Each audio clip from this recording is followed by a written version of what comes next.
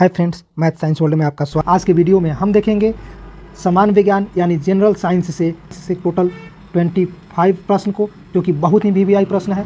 यह सारे एग्जाम के पॉइंट ऑफ व्यू से अति महत्वपूर्ण प्रश्न है। तो आज का हमारा जो सेट होगा, सेट नंबर 4 है। तो चलिए वीडियो को स्टार्ट करते हैं। हमारा आज का पहला प्रश्न है दोस्तों, हमारे पास दो सूची दिया, सूची 1 और सूची 2। सूची 1 में है धूल के प्रकार और रोग का नाम। तो पहला, अनाज की धूल किसके कारण होता है? तो अनाज की धूल होता है कृषक फुफ्फुस के कारण। कृषक फुफ्फुस यानी पहला का जो होगा ए का तीसरा हो जाएगा। दूसरा है तंबाकू की धूल। तंबाकू की धूल टोबैकोसिस के कारण होता है, यानी बी का पहला। कपास का धूल हो जाएगा हमारा बायोसिनोसिस, यानी सी का चौथा हो जाएगा। तो बचा हमारे पास गन्ने की धूल, यानी बी। इस ऑप्शन के अनुसार हमारा ऑप्शन जो होगा, हमारा ऑप्शन बी इस प्रश्न का राइट आंसर हो जाएगा। अगले प्रश्न की ओर चलेंगे। अगला प्रश्न है प्रश्न संख्या 2, ओजोन परत के लिए खतरा बने यौगिक है। ओजोन के लिए यानी O3 जो होता है ऑक्सीजन से मिलकर ओजोन बनता है। इसके लिए सबसे पहले नाइट्रस ऑक्साइड भी खतरनाक होता है और ब्रोमीन भी खतरनाक है, हाइड्रोकार्बन भी खतरनाक है, हीलियम नहीं है। यानी 1, 2, 3 जिसमें होगा वो राइट आंसर होगा। इस प्रकार से ऑप्शन नंबर जो सी है हमारा सही आंसर हो जाएगा। ऑप्शन सी इस प्रश्न का राइट आंसर हो जाएगा। प्रश्न संख्या 2 देखेंगे, ओजोन परत के लिए खतरनाक बने यौगिक है। पहला ऑप्शन नाइट्रस ऑक्साइड, दूसरा है ब्रोमीन, तीसरा है हाइड्रोकार्बन, चौथा है हीलियम। तो हीलियम जो है ओजोन के लिए खतरनाक नहीं होता है।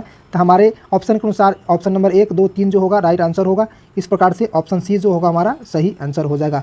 प्रश्न संख्या 2 का राइट आंसर तीसरा। चलते हैं अगले प्रश्न। प्रश्न संख्या 3 है, परावैंगनी विकिरण के दुष्प्रभाव साइड इफेक्ट्स हैं। हमारे पास ऑप्शन है मनुष्य के रोग प्रतिरोधी क्षमता का नष्ट हो जाना, यह सही है। अगला है मोतियाबिंद भी हो जाता है, यह भी सही है। चमड़ी का कैंसर होना, यह भी सही है। सवाल उत्पादन में 6 से 12% कमी होना, यह गलत है। यानी हमारे पास 1 सही है, 2 सही है और 3 सही है। इस अनुसार से ऑप्शन जो सी होगा इस प्रश्न का राइट आंसर हो जाएगा ऑप्शन सी। अगले प्रश्न की ओर चलेंगे। अगला प्रश्न है प्रश्न संख्या 4, स्तन ग्रंथियों का गौर है। स्तन ग्रंथियाँ किसके कारण होता है? Carcinomas, sarcomas, leukaemias, melanomas. यानी इस प्रश्न का जो राइट आंसर है, बिल्कुल आप लोगों ने सही बताया, यानी ए जो होगा इस प्रश्न का राइट आंसर हो जाए। प्रश्न संख्या 5 है, यूरिक अम्ल के क्रिस्टल्स के संचित होने से उत्पन्न संधि शोथ कहलाता है। तो यूरिक अम्ल जब क्रिस्टल में जमा होता है तो उसको बोलते हैं गाटर। यानी इस प्रश्न का जो राइट आंसर होगा ऑप्शन बी हो जाएगा। अब चलते हैं अगले प्रश्न। अगला प्रश्न है प्रश्न संख्या 6, जैव आवर्गीकरण का अर्थ है। जैव आवर्गीकरण का अर्थ है चित्र का सूक्ष्मदर्शी के अंतर्गत विस्तृत छवि प्रदान करना। यानी इस प्रश्न का जो राइट आंसर होगा ऑप्शन ए हो जाएगा। प्रश्न संख्या 7, निम्नलिखित में कौन सा बहुत खतरनाक रेडियोधर्मी प्रदूषक पदार्थ है? सबसे खतरनाक क्या रेडियोधर्मी प्रदूषक पदार्थ? ऑप्शन की बात करें तो फास्फोरस 32, स्ट्रोंशियम 90 और सल्फर 35, कैल्शियम 40। तो सबसे खतरनाक कौन सा रेडियो एक्टिव पदार्थ है? स्ट्रोंशियम 90। यानी इस प्रश्न का जो राइट आंसर होगा ऑप्शन सी हो जाए। प्रश्न संख्या 8 है, 5.85 ग्राम सोडियम क्लोराइड किसके बराबर होता है? तो यह होता है 5.85 ग्राम सोडियम, यह 1 मोल के बराबर होता है। 1 मोल के बराबर होता है, यानी ऑप्शन डी इस प्रश्न का राइट आंसर हो जाए। प्रश्न संख्या 9, शुक्राणु का परिपक्वन मैचुरेशन होता है, कहाँ होता है? तो होता है एपिडिडिमिस में। एपिडिडिमिस में होता है शुक्राणु का मैचुरेशन। यानी इस प्रश्न का जो राइट आंसर होगा ऑप्शन ए हो जाएगा। प्रश्न संख्या 10, कॉर्निया में होता है। कॉर्निया में क्या होता है? बिल्कुल सही जवाब आप लोगों ने दिया। कॉर्निया में केवल जो होता है सीरा होता है। केवल क्या होता है? केवल सीरा होता है, इसमें ध्वनि नहीं होता है, केवल सीरा होता है। यानी इस प्रश्न का जो राइट आंसर होगा ऑप्शन बी हो जाएगा। अगला प्रश्न देखेंगे प्रश्न संख्या 11, अंतर्राष्ट्रीय पद्धति एसआई में माइक्रोमीटर, गीगामीटर एवं कैपिटल एफ का अर्थ है। इसका अर्थ है माइक्रोमीटर का अर्थ है 10 के पावर -6 मीटर, और इसका अर्थ है गीगामीटर 10 के पावर,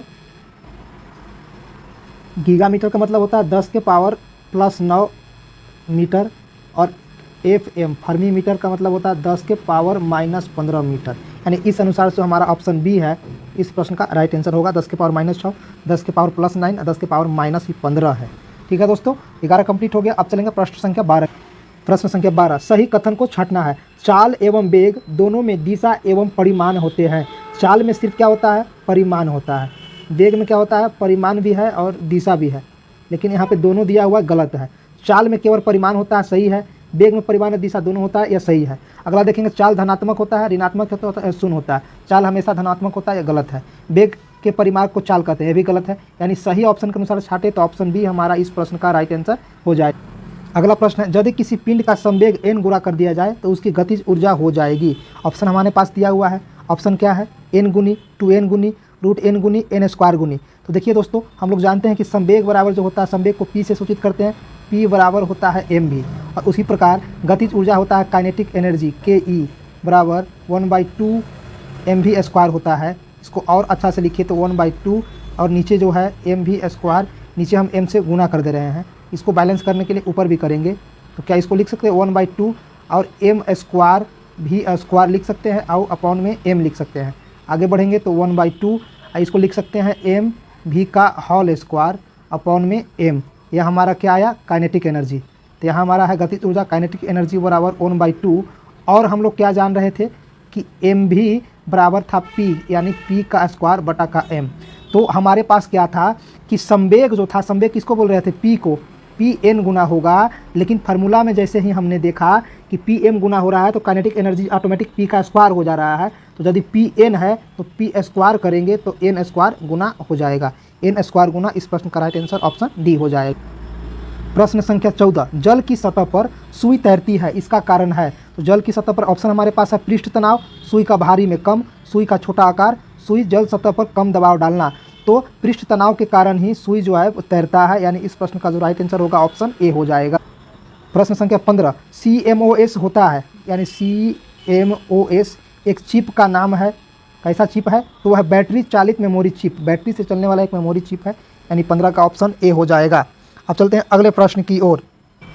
प्रश्न संख्या 16, ऑक्जेलिक अम्ल H2C2O4 में कार्बन की संयोजकता होगी। तो कार्बन की संयोजकता कितना होगा दोस्तों, ऑप्शन अगर देखना चाहें तो 1, 2, 3 और 4।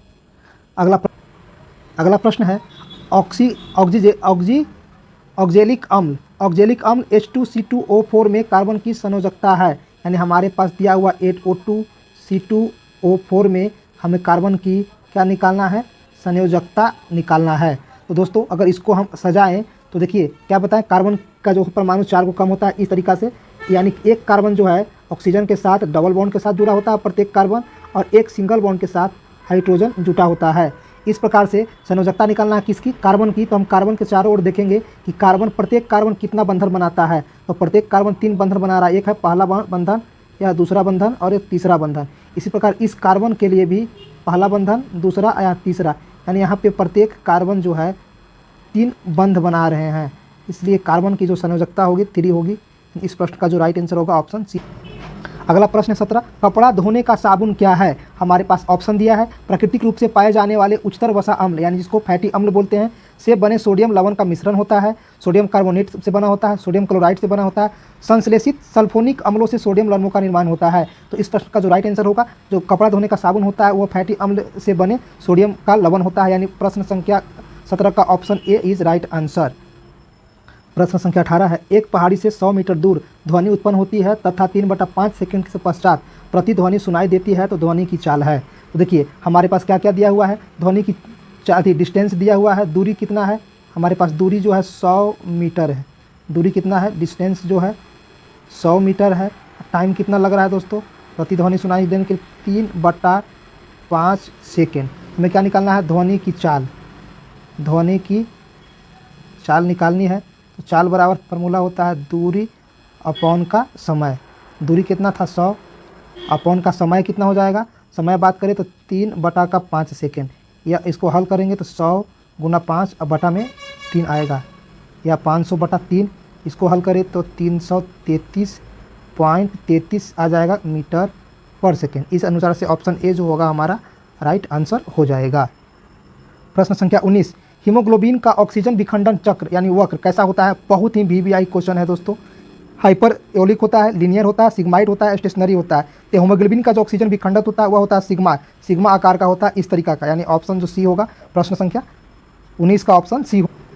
अगला प्रश्न है दोस्तों, 126 किलोमीटर पर हावर की चाल से कोई पत्थर सीधे ऊपर की ओर फेंका गया है, पत्थर द्वारा पहुंची गई महत्तम ऊंचाई निकालना है, यानी मैक्सिमम जो ऊपर तक हाइट जाएगा, मैक्सिमम हाइट का मान ज्ञात करना है, यानी कैपिटल H का मान ज्ञात करना है। हमारे पास क्या दिया हुआ है दोस्तों, तो देखिए जब कोई चीज़ को ऊपर की ओर हम फेंकेंगे ऐसे, तो जब सबसे ऊपर जाएगा तो कुछ देर के लिए वह रुकेगा तब नीचे गिरेगा।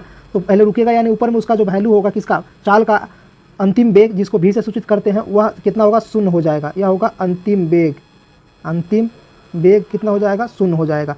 प्रारंभिक वेग 126 किलोमीटर पर हावर है, 126 को मीटर पर सेकेंड में बनाएं तो 5/18 से गुना होगा तो यह हो जाएगा दोस्तों, यह हो जाएगा 35। कैसे 35 हो जाएगा, तो इसको काट दीजिए आप 6 से 3 बार में और 6 से 21 बार में, 3 से यह हो जाएगा 7 बार में, यानी 7 बचेगा 35। अब बचेगा मीटर पर सेकेंड में।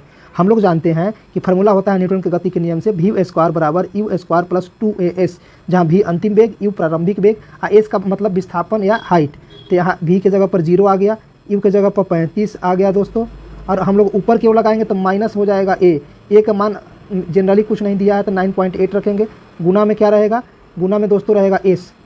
यहाँ से अगर s का मान निकाले तो 35 का स्क्वायर करेंगे तो हो जाएगा 1225, और 1225 अपॉन का इसको हल करेंगे दोस्तों तो देखिए यह हो जाएगा 0 बराबर 35 का स्क्वायर 1225 माइनस ये गुना होगा तो हो जाएगा 8 दूना का 16, 9 दूना का 18, 18 एक 19, यानी 19.6 गुना का एस रहेगा।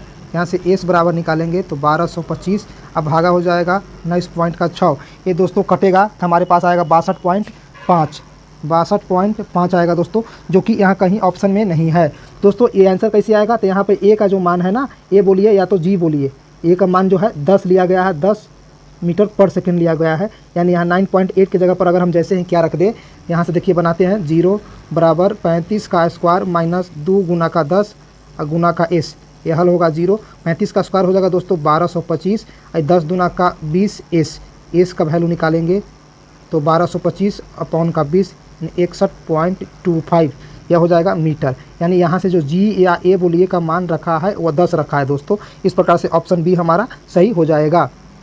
प्रश्न संख्या देखेंगे 21, किसी पदार्थ की मोलर विशिष्ट उष्मा क्षमता कितनी होती है। फार्मूला ज्ञात करना है दोस्तों, तो वह होता है 1/μ होता है डेल क्यू बटा डेल टी।